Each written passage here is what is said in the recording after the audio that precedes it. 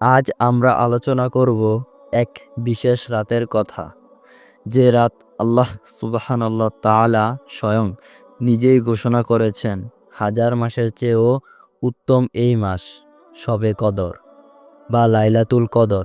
ইসলামে একটি অত্যন্ত গুরুত্বপূর্ণ রাত। আল্লাহ তাআলা কোরআনে বলেছেন সূরা কদরে, এই রাতে আল্লাহ তাআলা নির্দেশে অসংখ্য ফেরেশতা পৃথিবীতে নেমে আসেন। তারা শান্তি ও বরকত নিয়ে আসেন এবং রাতভর পর্যন্ত রহমতের দুয়ার খুলে দেন। হাদিসে এসেছে রাসূল সাল্লাল্লাহু আলাইহি সাল্লাম বলেছেন, যে ব্যক্তি ঈমানের সাথে ও সওয়াবের আশায় শবে কদরে ইবাদত করবে, তার পূর্বের সমস্ত গুনাহ ক্ষমা করে দেওয়া হবে। সুবহানাল্লাহ।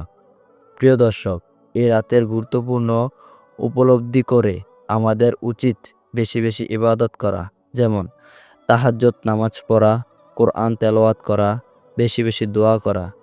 বিশেষ করে এই দোয়া যেটি হলো বাংলাতে উচ্চারণ, হে আল্লাহ আপনি ক্ষমাশীল, ক্ষমা করতে ভালোবাসেন, তাই আমাদেরকে ক্ষমা করুন।